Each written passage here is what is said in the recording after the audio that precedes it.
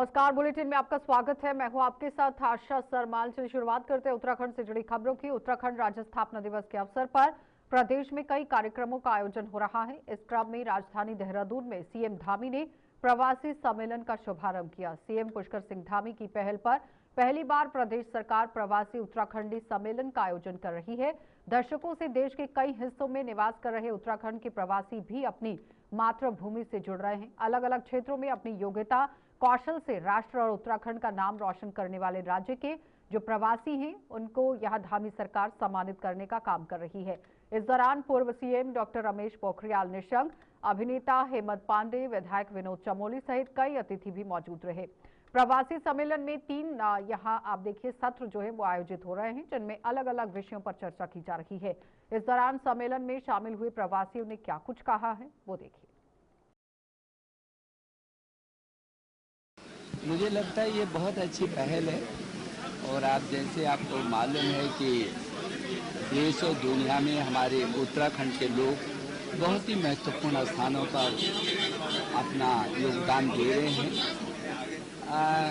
वो जो लोग जहाँ जहाँ हैं, यदि वो सभी लोग अपने यहाँ उत्तराखंड में अपने अपने गाँव में एक बार आ जाएं, अपने घर को संवार दें, अपने गाँव को व्यवस्थित कर दें, अपना योगदान दें, तो मुझे लगता है कि अभूतपूर्व परिवर्तन आएगा। वो यहाँ के सामाजिक, सामरिक, सांस्कृतिक इन जो हमारी परंपराएं हैं, जो हमारी सभ्यता है और जो परंपरा और हमारी संस्कृति वो पूरी दुनिया के लिए है। और दुनिया में जो हमारे लोग अपना स्थान बनाए हुए हैं, तो इसका समन्वय बहुत जरूरी है। और मैं सब लोगों को शुभकामना देने के लिए आया हूँ कि वो आए, उनका ये उत्तराखंड है और वो अपने उत्तराखंड में आकर के इस उत्तराखंड के विकास में अपना योगदान दे और गाँव से जुड़े, अपने जड़ों से जब कोई हटता है तब कटी हुई पतंग की तरह वो आसमान में उड़ तो रहा है, लेकिन वो कहाँ गिरेगा उसको भी पता नहीं होता है, क्योंकि जड़ों से विमुख हो गया होता है। तो वो अपनी जड़ों से जुड़े रहें, हम ऐसी शुभकामनाएं दें।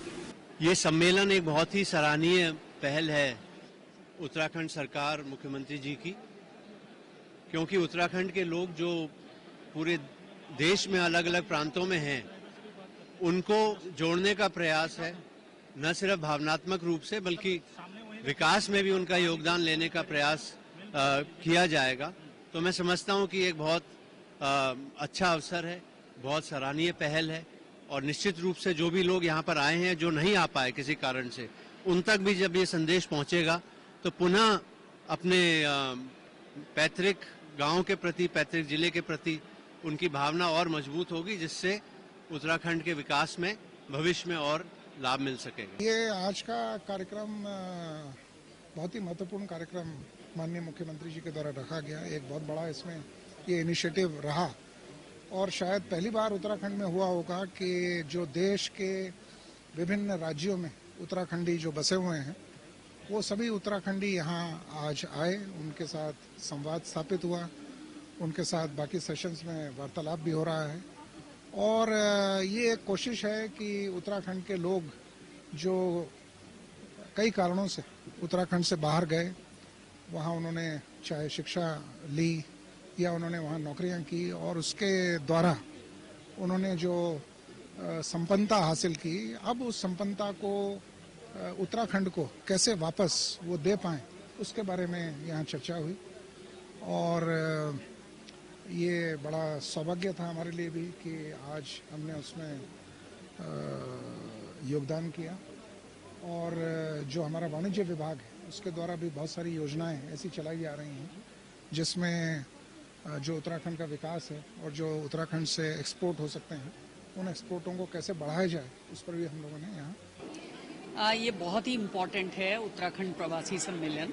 और ये एक बहुत ही अच्छी पहल है राज्य सरकार की कि देश के अंदर जितने भी उत्तराखंड के लोग हैं और जिन्होंने अपने अपने क्षेत्र में नाम कमाया है, एक सेलिब्रिटी स्टेटस है उनका, उन सबको यहाँ पर आमंत्रित किया और हम उनके आभारी हैं कि उन्होंने समय निकाला। और बहुत बड़ी संख्या में आप देख रहे होंगे कि वो लोग आए हैं, कैसे अपनी जड़ों से जुड़ सकते हैं, कैसे उत्तराखंड को वो देखना चाहते हैं अपने स्किल के हिसाब से, अपने स्पेशलाइजेशन के हिसाब से, इस तरीके से अभी 3 सत्र होने हैं, जो कि रूरल डेवलपमेंट पे है, एग्रीकल्चर, हॉर्टिकल्चर, पर्यटन और एक लोक संस्कृति संवर्धन and Uttarakhand as a film destination. इस पे हमारे सत्र चलेंगे और मुझे लगता है कि ये उनको कनेक्ट करने का ये एक बहुत अच्छा प्लेटफॉर्म है। और जैसे माननीय मुख्यमंत्री जी ने घोषणा की कि उत्तराखंड प्रवासी परिषद का गठन होने जा रहा है, तो मुझे लगता है एक परमानेंट प्लेटफॉर्म मिलेगा। तो ये सारे लोग, एक बड़ा ह्यूज नेटवर्क पूरे देश में जो उत्तराखंड के लोग काम कर रहे हैं, प्रशासनिक सेवा से लेकर फिल्म से लेकर बिजनेस और सेना तक, वो सारे लोग जुड़ेंगे, अपने गांव की ओर आएंगे, अपने गांव को अडॉप्ट करेंगे और उत्तराखंड एक नए स्वरूप प्राप्त करेगा अपने प्रवासी उत्तराखंडियों की मदद से, उनके कंट्रीब्यूशन से और उनकी जो यहाँ से कनेक्ट है उसके माध्यम। मैं सीएम पुष्कर सिंह धामी जी को बहुत धन्यवाद दूंगा कि उन्होंने पहला इस प्रकार का आयोजन यहाँ पर किया है, जहाँ पर पूरे दुनिया में, पूरे देश में तमाम उत्तराखंडी लोग जगह जगह पर हैं, जो जनता की सेवा करके वहीं पर अपने को स्थापित किए हैं, अपना स्थान बनाए हैं। कोई प्रशासनिक सेवा में है, कोई राजनीतिक सेवा में है, कोई सामाजिक सेवा में है, कोई गरीबों के लिए काम कर रहा है। और इस प्रकार के अपने अपने क्षेत्रों में जिन्होंने शीर्ष स्थान कहीं प्राप्त किया, उन सबको एक मंच पर ला करके उत्तराखंड की उस संस्कृति को बढ़ावा देने के लिए, यहाँ पर रोजगार के साधन को सृजन करने के लिए, और जो प्राकृतिक यहाँ पर वस्तुएं हैं, चीजें हैं, खेती है, जो ऐसी जड़ी बूटियां हैं जिनका उपयोग इंसान के जीवन को बचाने में उपयोग हो सकता है। जैसे हिमालय की पट्टी से अगर आप पूरा लेकर के चलें तो केवल उत्तराखंड एक ऐसा स्टेट आपको मिलेगा जहां पर तमाम प्राकृतिक जड़ी बूटियां जो लोगों के जीवन को बचा सकती हैं, कैंसर जैसी घातक बीमारी को भी समाप्त कर सकती हैं, उनका उपयोग करके, उनको निकाल करके और लोगों की भलाई में लगाएं। इस तरह के आयोजन से एक दूसरे से चर्चा करके रोजगार का साधन भी सृजन होता है और हम अपनी संस्कृति से भी परिचित होते हैं। और उनका ये आह्वान कि एक साल में एक बार आना, तो हम लोग तो 3 साल में एक बार बनाते हैं, जिससे बच्चे, मैं वास्तविक रूप से बता रहा हूं कि उत्तराखंड के जो परिवार के निकले हुए लोग हैं, भाई भाई के बच्चों को नहीं पहचानते हैं। कोई अहमदाबाद में रह रहा है, कोई केरल में रह रहा है, कोई बंगाल में रह रहा है, और यहाँ पर अगर 3 साल में एक बार पूजा करने के लिए वो आते हैं तो कम से कम बच्चे एक दूसरे से परिचित होते हैं, संस्कृति से परिचित होते हैं और फिर अपने नैतिक कर्तव्य की ओर आगे। उत्तराखंड प्रदेश में लगातार हो रहे पलायन को लेकर सरकार भले ही बड़े बड़े दावे करती हो, लेकिन सरकार की तरफ से कई योजनाएं चलाई गई हों, फिर भी उत्तराखंड का पलायन रुकने का नाम नहीं ले रहा है। हमारे संवाददाता धनराज गर्ग ने पलायन को लेकर पूर्व मुख्यमंत्री रमेश पोखरियाल निशंक से खास बातचीत की है, जरा देखिए। प्रवासी सम्मेलन को लेकर आज हमारे साथ मौजूद हैं रमेश पोखरियाल निशंक जी, उनसे बात करेंगे। सर, मैं एमएससी इकोनॉमिक्स कर रहा हूं। सर, लगातार सबसे बड़ा मुद्दा जो उत्तराखंड के अंदर रहता है वो पलायन का मुद्दा है, तो पलायन को किस तरीके से रोका जाए, इसके लिए क्या कुछ नीति बनाई जानी चाहिए? जिस तरीके से गवर्नमेंट ने तमाम प्रकार की योजनाओं को बनाया है, तो निश्चित रूप में जो बाहर के लोग हैं वो आ रहे हैं। हमारे पास यहाँ पर्यटन है, तीर्थाटन है, आयुर्वेद है, योग है, स्वास्थ्य की दिशा में स्वास्थ्य अलग पर्यटन है, तो विविध क्षेत्रों में, औद्योगिक क्षेत्र में है, यहाँ पर फिल्म का बहुत अच्छा काम हो सकता है। तो जो लोग जहाँ जहाँ काम कर रहे हैं वो अपनी अपनी विधाओं में यहाँ आएंगे तो मुझे लगता है एक बहुत अच्छा वो होगा और इससे इससे एक अच्छा माहौल बनाएगा। सर, आज देश भर से प्रवासी यहाँ पर जुटे हैं और पूरा सम्मेलन किया गया है। आपने तमाम मुख्यमंत्री को भी सुना और तमाम लोगों ने कहा कि कहीं ना कहीं पलायन को रोकने के लिए तमाम तरह की नीतियाँ सरकार के द्वारा निकाली गई हैं, लेकिन जो प्रवासी हैं वो बाहर यहाँ से जाकर कहीं ना कहीं जॉब करते हैं, तो कहीं ना कहीं उनको अपनी जड़ें खोजने के लिए भी कहीं ना कहीं जुड़ना। देखिए, जो लोग जॉब कर रहे हैं वो अपने गाँव में अच्छे से आ सकते हैं, वर्ष में अपनी पीढ़ी को गाँव से जोड़ सकते हैं। जो लोग औद्योगिक क्षेत्र में हैं वो यहाँ पर क्या योगदान दे सकते हैं, जो लोग विभिन्न क्षेत्रों में अलग अलग काम कर रहे हैं वो उस रूप में अपने उत्तराखंड, ये तो उनका घर है और अपने घर को संजाने के लिए उनका क्या योगदान हो सकता है। मुझे लगता है ये अच्छा अवसर है जब सभी लोग इस पर विचार विमर्श करेंगे और निश्चित रूप में इसको आगे बढ़ाएंगे। बिल्कुल कहीं ना कहीं योग उत्तराखंड को योगदान देने के लिए तमाम अपील कहीं ना कहीं सरकार के द्वारा की जाती है। पलायन को रोकने के लिए तमाम तरह का इस तरह का एक प्लान भी तैयार सरकार के द्वारा किया गया है कि तमाम तरह की जो योजनाएं हैं वो उत्तराखंड के लिए निकाली जाती है ताकि पलायन रुक सके। लेकिन पलायन एक उत्तराखंड के लिए एक बड़ा मुद्दा है। इसको देखते हुए आपने अभी सांसद निशंक जी को सुना, उन्होंने किस तरीके से बताया कि सरकार की जो नीतियां हैं, चाहे भारत सरकार की हो या उत्तराखंड सरकार की, तमाम योजनाएं कहीं ना कहीं जनता तक पहुंचा रहे हैं। और जो लोग यहाँ से प्रवासी हैं यानी कि बाहर जाकर जॉब करते हैं, वो किस तरीके से अपना योगदान उत्तराखंड को दे सकते हैं, उसके लिए उन्होंने अपील की है। तो उत्तराखंड विधानसभा के डिजिटलीकरण को लेकर यहाँ पर आप देखिए विधानसभा अध्यक्ष रितु खंडूरी ने किस तरह से अपना जो तर्क है वो रखा है, क्योंकि रितु खंडूरी भूषण ने राष्ट्रीय ई विधान के अंतर्गत एक महत्वपूर्ण बैठक की जिसमें उन्होंने अफसरों से डिजिटल ट्रांजिशन की तैयारियों और प्रक्रियाओं पर विस्तृत चर्चा की। इस बात पर आप देखिए विधानसभा अध्यक्ष रितु खंडूरी भूषण ने कहा कि नेवा के ही तहत केंद्र और राज्य सरकार से उत्तराखंड को फंडिंग मिली है, जिसे देखते हुए देहरादून और गैरसैंण दोनों की विधानसभा को डिजिटल किया जा रहा है। साथ ही उन्होंने कहा कि निर्माण के बाद अधिकारियों को और विधायकों को इसकी विशेष ट्रेनिंग दी जाएगी ताकि आने वाले समय में पेपरलेस तरीके से ही यहाँ पर काम किया जाए, यानी कि पेपरलेस तरीके से किस तरह से काम होना चाहिए उसी को मद्देनजर रखते हुए डिजिटलाइजेशन पर फोकस करने की कोशिश की जा रही है। देखिए, डिजिटाइजेशन का काम काफी समय पहले से चल रहा है। ई नेवा के तहत उत्तराखंड विधानसभा को भारत सरकार से और उत्तराखंड सरकार से फंडिंग हुई है और हम दोनों ही, हमारी जो राजधानी है भराड़ीसैंण गैरीसैंण और देहरादून में जो राजधानी है उसको हम डिजिटल कर रहे हैं और इसमें काफी समय से कार्य हो रहा है। खासकर देहरादून में लगभग जो इंफ्रास्ट्रक्चर का काम है यहाँ पे, क्योंकि थोड़ा ज्यादा था, यहाँ पे हम कर चुके हैं और अब सॉफ्टवेयर और हार्डवेयर जो आवश्यकता है वो लगाई जा रही है।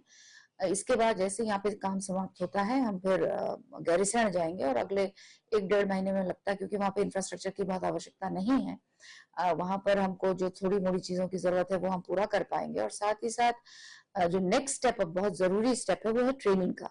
सबसे पहले हम ऑफिसर्स को ट्रेन करने का प्रयास कर रहे हैं ताकि उन्हें समझ में आए कि डिजिटाइजेशन का हम यूज कैसे करेंगे, क्योंकि क्वेश्चंस भी उसी पे आएंगे, नोटिस भी उस पर आएंगे।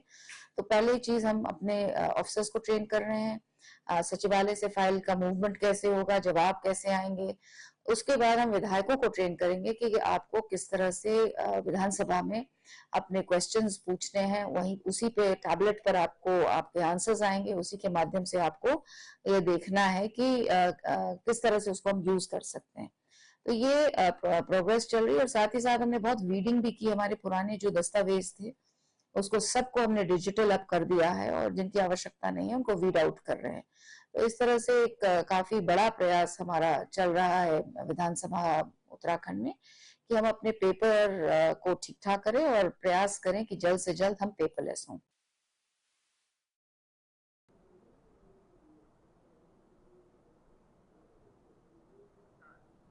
उत्तराखंड सरकार राज्य की स्वास्थ्य सेवाओं को बेहतर करने की यहां पर दिशा में काम कर रही है और इसी के मद्देनजर सरकार ने जनहित में 108 आपातकालीन एम्बुलेंस सेवा, 108 आपातकाल जो सेवा है इसकी जवाबदेही तय करने के साथ ही रिस्पांस टाइम को भी कम कर दिया है। स्वास्थ्य मंत्री डॉक्टर धन सिंह रावत ने बताया कि किसी भी दुर्घटना के बाद मौके पर तय समय सीमा के अंतर्गत न पहुंचने वाले 108 एम्बुलेंस वाहनों पर पेनाल्टी भी लगाई जाएगी और इसके अलावा किसी भी प्रकार की दुर्घटना होने पर 108 एम्बुलेंस का रिस्पांस टाइम पर्वतीय क्षेत्रों के लिए 20 मिनट जबकि मैदानी क्षेत्रों के लिए 15 मिनट का समय तय किया गया है। देखिए, कल आपने देखा होगा कि 27 एम्बुलेंस मैंने वहाँ भेजी है और अब हमने रिस्पांस टाइम जो एम्बुलेंस का 20 मिनट कर दिया है पहाड़ के लिए और मैदान के लिए 15 मिनट कर दिया है। अगर कोई भी एम्बुलेंस अगर 15 मिनट में नहीं पहुँचेगी तो 3 गुना उसको फाइन डाला जाएगा। तो काफ़ी बड़ी कार्रवाई हम लोगों ने किया। मुझे लगता है कि स्वास्थ्य के क्षेत्र में आप देखा होगा कल आपने कि हमने 6 जो घायल मरीज हैं उनको एयरलिफ्ट कराया और उनकी जान बचाई। तो काफ़ी काम स्वास्थ्य के क्षेत्र में हो रहा है और धीरे धीरे हम पूरे राज्य में आगे बढ़ रहे हैं।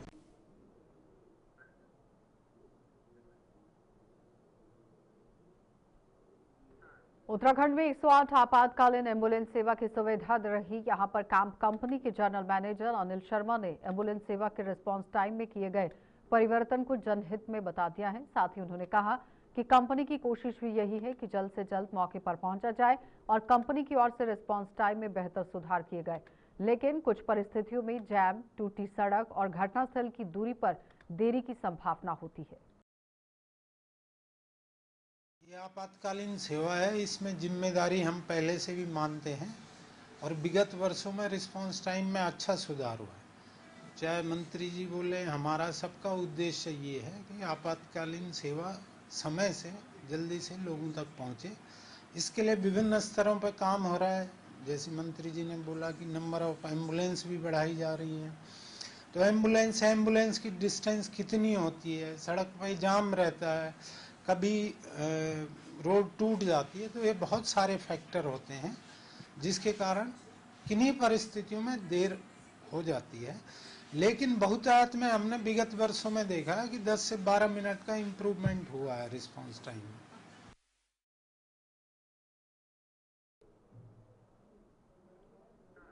चलिए बुलेटिन में फिलहाल इतना ही। आप बने रहिए JK24/7 न्यूज के साथ।